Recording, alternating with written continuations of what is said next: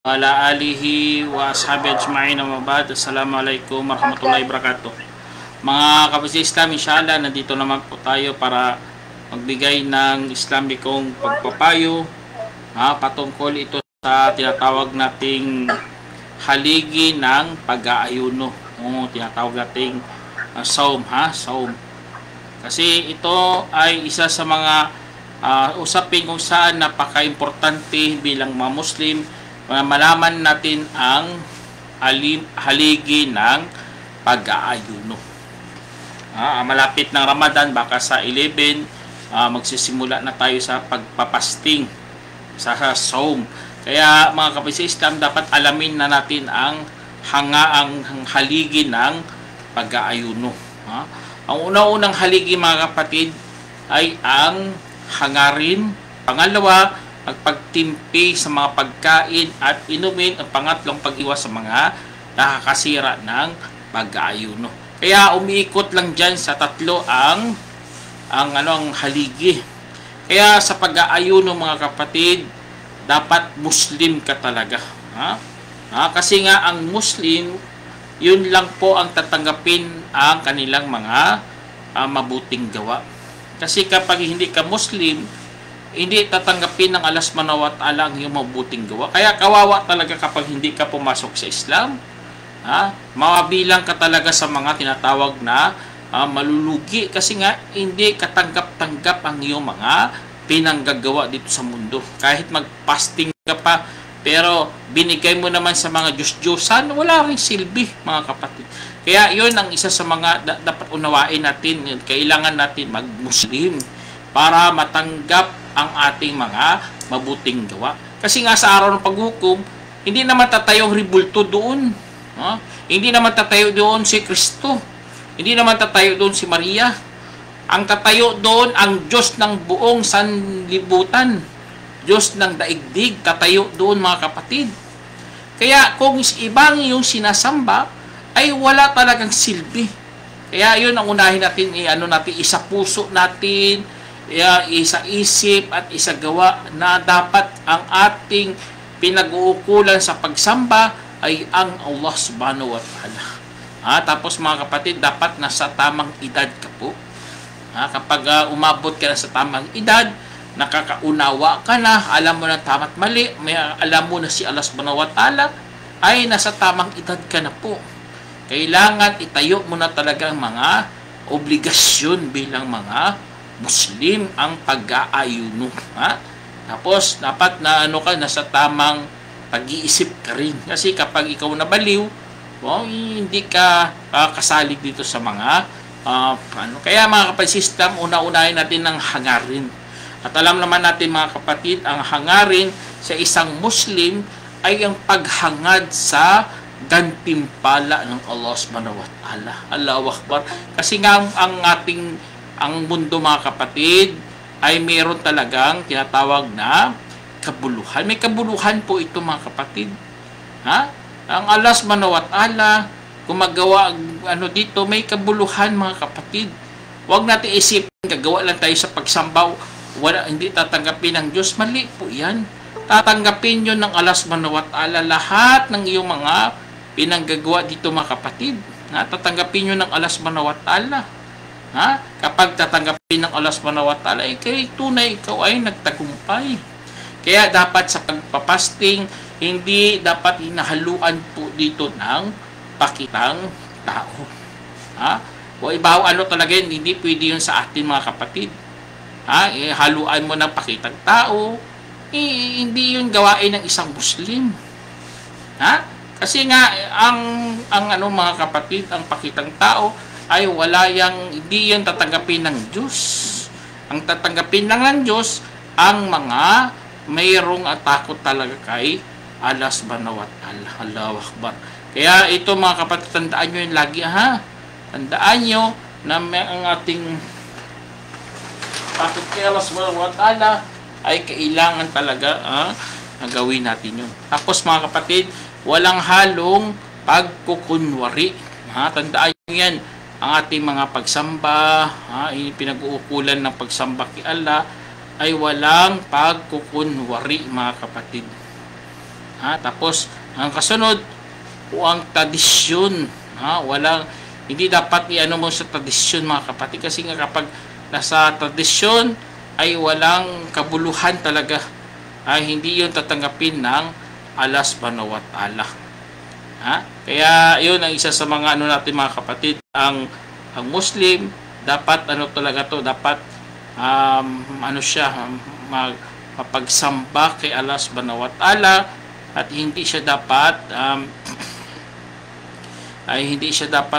doon tinatawag nating pabayaan ang sarili niya sa pagsamba kay Allah subhanahu wa ta'ala. Tapos ang haligi pa rin sa mga ganun pa rin, mga kapatid. Tandaan nyo lang ang pagpapasting ay kailangan natin mula talaga gabi hanggang sa paglubog ng araw. Allahu Akbar. Itong isa sa mga pinaka natin, mga kapatid, nagmamalaki na ang ating fasting ay merong batas. Meron tayong sinusundan. Kapag kapag malapit na ang fasting, dapat magfasting ka. Lalo na sumapit na ang bukang liwayway. Allahu Akbar. Kapag bukang liwayway na, yan din, mga kapatid, tandaan nyo yan. Ang iba kasi kapag bukang liwayway, hindi sila nagpapasting. Mali po yan. Sa isang Muslim, kapag bukang liwayway, marami na pong mga bawal. Basta obligasyon, dapat ganun talaga before Fajr, doon ka magsimula mag-fasting. Hindi yan katulad sa mga sunnah. Sa sunnah, wala problema. Magsimula ka umaga, wala problema yun. Hindi pwede pa yun. Pero kung sa atin bilang Muslim, hindi talaga pwede na magsimula ka doon sa tinatawag nating dapat magsimula. Tapos ito pa, mga kapatid,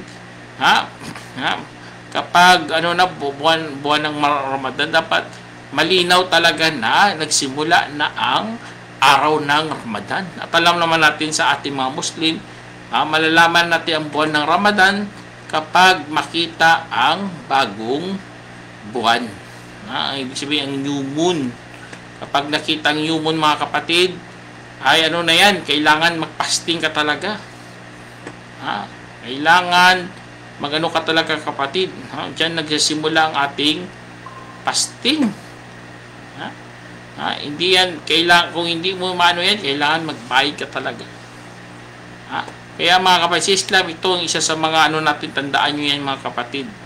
Mga ganong mga bagay ay dapat ka talaga mag-fasting sa buwan ng Ramadan. Kaya sa Islam, ang mga bata, basta hindi pa dumating sa tamang edad, ay wala silang problema. O kaya mga hindi pa nag-Muslim, wala problema yan sa dito sa mundo, hindi pa sila pero sa kabilang buhay, doon lang sila mananagot. Ang mga baliw, wala silang mga utak, inshallah maging matino rin sila, at doon na sila mananagot sa kanilang mga pinanggagawa. Kaya kung ikaw bilang Muslim, kapag fasting talaga, hindi pwede yun na iisipin mo kakain ka na o iinom ka na. Hindi yun pwede. Dapat ang pagpapasting, kahit sa isip, hindi ka dapat kumain kapag may araw pa. Pwede ka mag-isip kumain, pero dapat sa paglubog na ng araw, yun pwede yun, mag-isip ka doon. Sabihin mo, pagdating ng Maghrib, kakain ako ng apple. Wala problema yun. Pero kung gutom na gutom ka na, sumasakit ang ulo mo, nangihina ka na, tapos sabihin mo, sirain ko ng fasting, yun, ang bawal yun. Kasi nga, ang pagpapasting, mga kapatid, mula sa simula hanggang mula sa pagsapit ng bukang liwayway hanggang sa paglubog ng araw. Allah. Ibig sabihin, may certain time.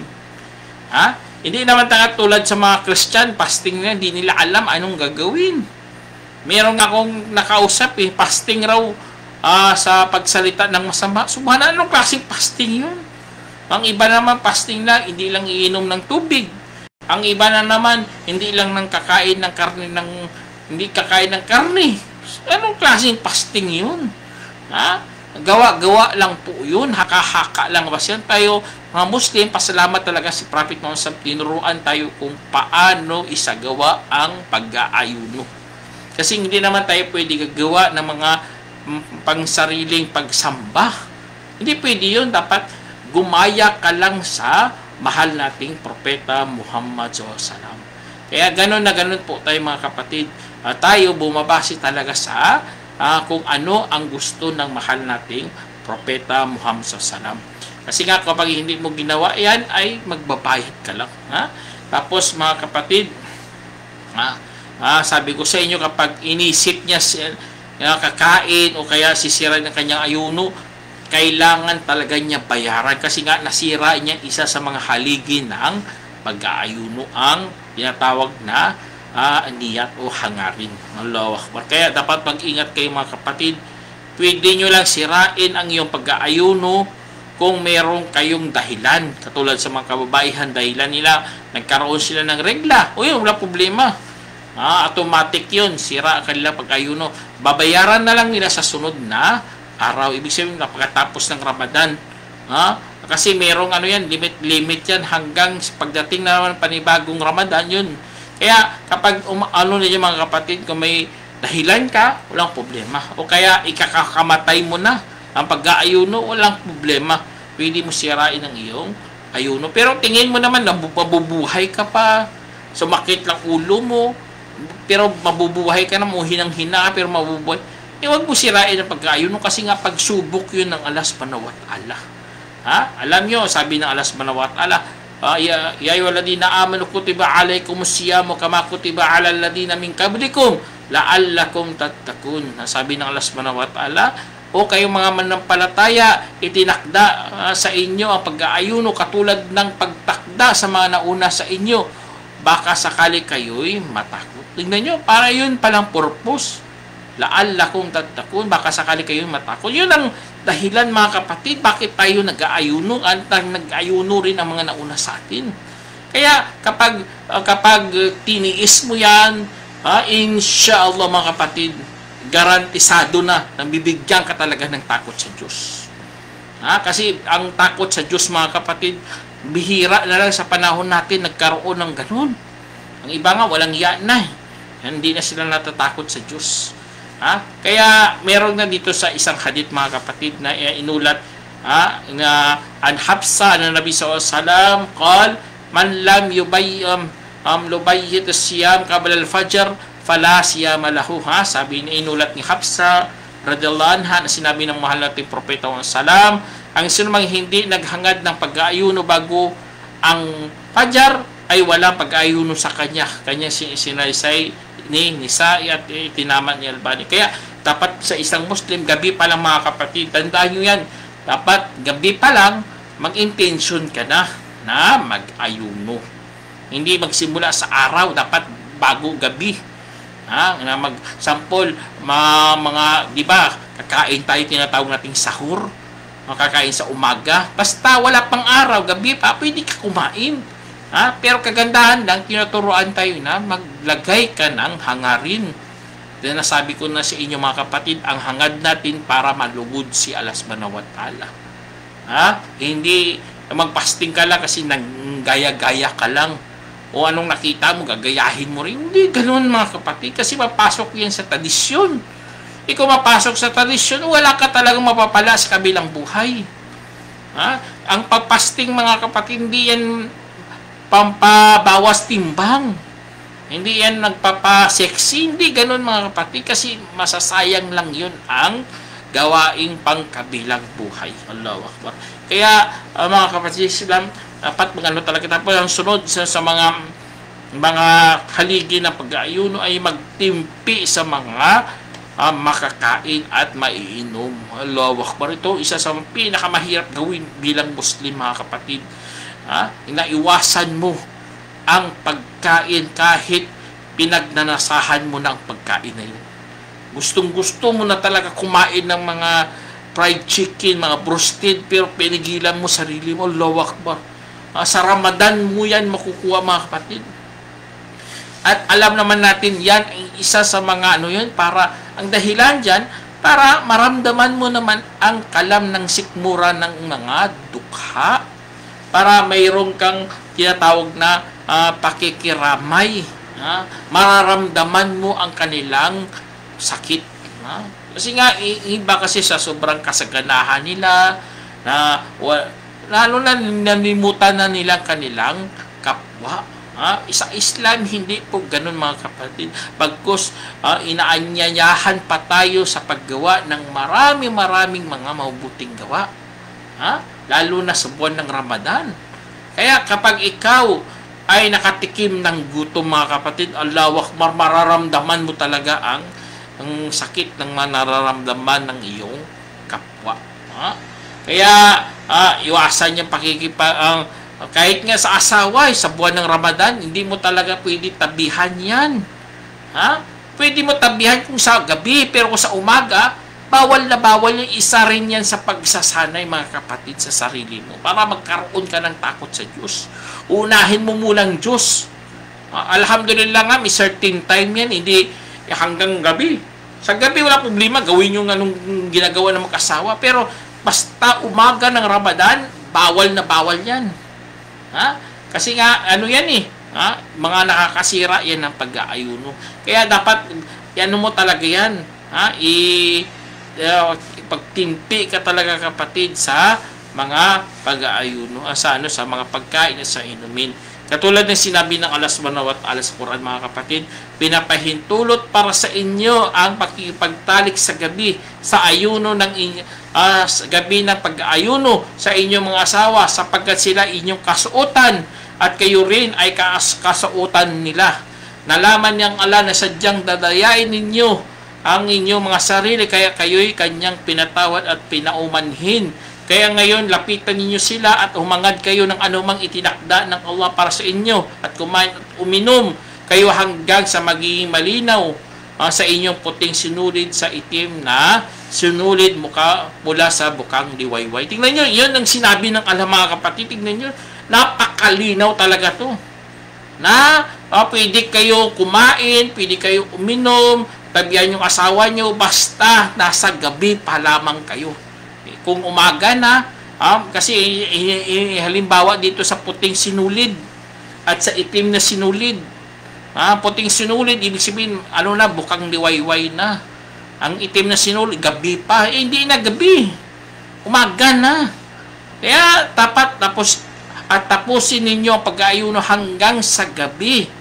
At huwag kayong lalapit sa kanila habang kayo'y nanatiling itikap sa mga maskit. Kaya itong mga kapatid, hanggang gabi po mga kapatid, mag-rib. Kapag mag-rib na, marinig nyo ng adan, wala problema, kumain na kayo. Kaya yun mga kapatid, tandaan nyo, lang to, exercise, pagsasanay sa atin para magkaroon talaga tayo ng takot kay Allah subhanahu wa ta'ala. Ang takot natin kay Allah subhanahu wa ta'ala ay dapat natin ito mga kapatid, kasi napakaganda kapag ikaw ay mayroong takot kay Allah subhanahu wa ta'ala. Kaya lahat ng nung pumapasok sa lalamunan mo, na nakakabusog o na nakakuha ng uhaw, ay bawal po yan mga kapatid. Hindi, wag mong gawin yan.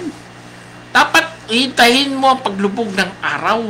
Kung example, nagluluto ka, pwede ka tumikim pero wag mong lunukin. Tikim lang. Tapos idura mo. Kasi example, ikaw yun, nagluluto kayo. Tikman yung pagkain. Wala problema, tumikim. Basta huwag nyo lang lunukin. At ito pa mga kapatid, mga injection. Example, nagkasakit ka sa buwan ng Ramadan, hindi injection ka. Basta hindi nakakabusog at hindi nagpapasigla, walang problema, magpa-injection ka dyan. Pero kung may mga injection kasi na nagpapabusog, kasi yun talagang ganyang gawa hindi yun nakakasira yun na pag-aayuno. Katulad ng dati, naalala ko dati sa corona. Diba? Meron sila mga vaccination. Nagpabaksin ako sa buwan ng Ramadan. Wala problema kapatid. Kasi hindi naman yun nakakabusog. Hindi naman yun nagpapasigla. Kaya yung bawal lang yun nung nagpapasigla. Tapos, alam nyo mga kapatid, sa buwan ng Ramadan, tingnan nyo ito, isa sa pinakamagandang ring batas ng Islam mga kapatid. Kapag sa buwan ng Ramadan, kapag ikaw nakalimot kumain at uminom ka, Kahit nabusog ka pa, basta nakalimot ka, pinatawad ka ng Allah subhanahu wa ta'ala. Lawak mo. Tingnan nyo, ganun na ganun ang batas ng Islam, mga kapatid. May habag talaga si Allah subhanahu wa ta'ala. Katulad sa sa hadith dito na an Abi Dharr, qala Rasulullah sallallahu inna Allah tajawaza an ummati al-khata'a wal nisyana wa mastukrihu alayhi.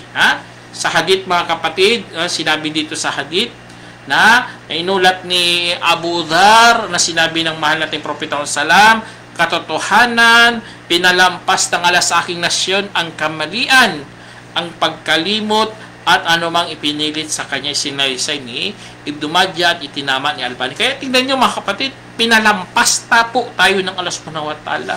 Pinatawad tayo, hindi tayo sinisingil kapag ikaw ay nakalimot. Ang sinisingil lang ang mga sinadya ng iyong damdamin, yun, sisingilin ka doon. Mananagot ka doon sa sinabi na anong ginawa mo. Pero kung ikaw nakalimot, katulad sa hadith yun na inulat ni Abu Hurairah radhiyallahu anhu, sinabi ng mahal nating Propeta sallam, ang sino mang nakakain na nakalimot habang siya ay nag-aayuno, kung gayon ay tapusin niya ang kanyang pag-aayuno dahil sa katunayan pinakain siya ng Allah at pinainom. Lawak mo din niyo. Siyempre, nangyayari yan minsan. Nakakain ka, nakakalimot ka. Normal lang yan sa tao nakakalimot. Pero kung sinadya niya, ibang usapan yun. Sample, nakakain ka. Tapos isusubo mo na, alam mo, nag-ayuno ka. Yun, bawal yun. Dapat bayaran mo ayuno na yun sa sunod na araw. Kaya, ganun mga kapatid sa Islam, pag-aayuno, dapat mayroon talagang takot kay Allah subhanahu wa ta'ala. Huwag niyo pabayaan sarili niyo, wala kayong takot. Tapos, ano pa mga kapatid sa Islam? Ang pagsusuka. Kapag ang suka mo, mga kapatid, sinadya, nagsuka ka, sinadya mo kasi iba, nilagay niya, dinudukot niya ang kanyang daliri sa kanyang lalamunan. Siyempre, susuka ka nun. Kapag ganun, ginawa mo, sinadya mo, babayaran mo yan. Pero kung nagsuka ka lang, na hindi mo naman sinadya, inshallah, patawarin ka ng Allah subhanahu wa ta'ala. At ang isa pa, mga kapatid, ang paglunok ng laway. Ang paglunok ng laway, wala na problema pero wag mong ipunin mo tapos lunukin mo lahat. Ibang usapan yun. Ang ano lang, mga laway lang, wala problema. Normal lang yan kasi umikot naman yan sa katawan mo. Hindi mo naman yan hawak yan. Ganon talagang pagkalika sa iyo, mga kapatid. Kaya, yun isa sa mga kagandahan sa buwan ng Ramadan. Tapos, isa sa mga iwasan din, mga kapatid, alam nyo, isa sa mga pinakamalaking nakakasira talaga ng pag-aayuno, mga kapatid, ang pagtabi sa asawa. Lalo na merong nangyari sa time ni Prophet sallam. Kasi nakipagtalik siya, sabi dito, na inulat ni Abu Hurairah radhiyallahu anhu, na may lalaking dumating sa Prophet sallam habang inahit niya ang kanyang ulo at ipinagpapalo ang kanyang dibdib. At saka nagsabi, kasiraan sa lumalayo, nagpapalayo. Anong ibig nagpapalayo? Ibig sabihin, sarili niya dito tinutukoy niya. Sinabi na po yung sahero ng Allah, bakit? Sinabi niya, nagalaw ko po ang aking asawa sa umaga ng Ramadan. Allahu Akbar. Yun palang nangyari sa kanya. Nagalaw niyang asawa niya. Alam niya na bawal yun. Kaya sinabi na Prophet salam, meron ka bang alipin na papapalayain? Lawak, tingnan nyo, ganun na ganun ang hukom pala. Meron ka bang alipin na papalalayain? Sinabi niya, wala po. Kanyang sinabi, kaya mo ba mag-ayuno ng buwan, 2 buwan na sunod-sunod? 2 buwan na sunod-sunod? Sabi niya, hindi po, subhana hindi niya kaya. Wala rin siyang alipin, sunod. Kanyang sinabi, kaya mo bang magpakain ng 60 mahihirap? Sinabi niya, hindi po. Hindi rin niya kaya. Kasi miskin din siya mahirap din siya. Kaya umalis ang tao at pagkara dumating mula sa mga Muslim ang isang bigkis na datiris. Ibig sabihin, may dumating sa Propeta sallam. Kaya kanyang sinabi, saan na ang nagtatanong? At kanilang sinabi, umalis na po. Kanyang sinabi, dalhin ninyo siya rito. Dumating ang tao at kanyang sinabi, kunin mo ito at ipamigay sa mga tao bilang kabayaran sa iyong nagawa. Sinabi niya, o mensahero ng Allah. Tingnan niyo, subhanallah na, dito napakatindi talaga itong sinabi niya dito. O mensahero ng Allah, meron pa bang mas nangangailangan kaysa akin, kaysa aking pamilya? Sumpa man sa yaong nasa kamay niya ang kanyang sarili, ang aking sarili. Wala na sa pagitan dalawang bundok na ito na mas nangangailangan kaysa akin. Kaya napatawa na lang ang propeta. Subhanallah, ang tao na napakamiskin talaga, napakadukha. Hindi niya kayang bayaran ang kanyang utang. Kaya napatawa na lang talaga ang propeta. Sabi niya, kunin mo ito at pakain mo na lang sa iyong pamilya. Pero ang utang na yun, utang pa rin yun. Kung hindi mo mababayaran, ay mananagot ka pa. Pero sa time niya, yung tao na yun, wala talagang wala din siya. Kaya kinuha niya na lang yun ang dates na yun. Kaya mga kapatid sa Islam, ito isa sa mga kwento na napakatindi pala ng parusa sa mga Tapos mga kapatid, ang sobrang pagbumug din. Kapag buwan ng Ramadan, huwag kayo nagmumug ng bumug. Hindi yun maganda. Minsan makakaabot pa yun sa lalamunan, masira pa yung pag-ayuno. Kasi meron ditong hadith na inulat ni Lakit bin Sabira na aking sinabi, o mensahero ng Allah, balitain mo po ako hinggil sa wudu. Kanyang sinabi, ayusin mo ang pagsasagawa ng wudu at pasubrahan ang pagsisinghot maliban kung ikaw ay nag-aayuno. Tingnan nyo, kung ikaw ay nag-aayuno, huwag mong pasubrahan, huwag mong pahigitan. Kasi nga, time yun na fasting, tapos gano'n ang ginagawa mo. Tapos ito ba mga kapatid, iwasan ang pagsisinungaling. Huwag kayong magsinungaling, lalo na sa buwan ng Ramadan. Kasi nga, mayroong hadith dito na inulat ni Abu Hurairah na sinabi ng mensahero ng Allah SAW, ang sino mang hindi umiwas sa pagsasalita ng kasinungalingan, at pagsasagawa nito ay walang kailangan si Allah sa kanyang pag-iwas sa kanyang pagkain, pag-inom. Isinalaysay ni Bukhari. Kaya walang kailangan si Allah subhanahu wa ta'ala, sayang lang talagang yung pag-aayuno, puro ka lang magkasinungalingan. Hindi ka nagsasalita ng tama. Ang puro kasinungalingan, hindi kailangan ng Allah subhanahu wa ta'ala iyong pag-aayuno. Tapos ito rin, isa sa mga iwasan din ng mga nag-aayuno, ang blood cupping, o tinatawag nating hijama. Baka hindi nyo pang alam ang hijama. Ang hijama po parang pagsipsip yan ng dugo. Yun, paghiwa mo, nahiwain mo ng balat mo, tapos lagyan ka ng blood cupping, tinatawag ng cup, para masipsip ang mga toxic, o ibig sabihin mga pangit na dugo sa iyong katawan. Kaya kung ano yung mga kapatid, nagpapahina kasi yun ng tao. Kaya iwasan talaga baka masira ang iyong pag-aayuno. Minsan sobrang hina-hina ka na, nahihilo ka na, baka makainom ka, makakain. Bakit kasi nagpahijama ka? Alam mo naman na hindi pwede. Pwede gawin mo sa gabi, problema. Bakit sa umaga ka pa talaga sa ng Ramadan nagpapahijama? Tapos ito pa mga kapatid, kapag nakarinig na kayo ng adan sa pajar, wag na kayong kakain. Tama na. Sample na late ka sa pagising, malapit ng adan, kumakain ka. Dumampot ka ng kanin, kumampot ka ng tinapay. Kaya time nga kumakain ng adan, hindi mo na yan dapat, mga kapatid. Tubig nga sa kamay mo, pwede mo inumin, pero pagkain, hindi mo pwede kainin yun kasi nag-adan na po. Kaya inshallah, sana meron kayo na pulot ang aral mga kapatid. Inshallah sa Ramadan, next Ramadan, baka 9:30 na tayo magsimula. Alas 9 pala. Alas 9 ng gabi.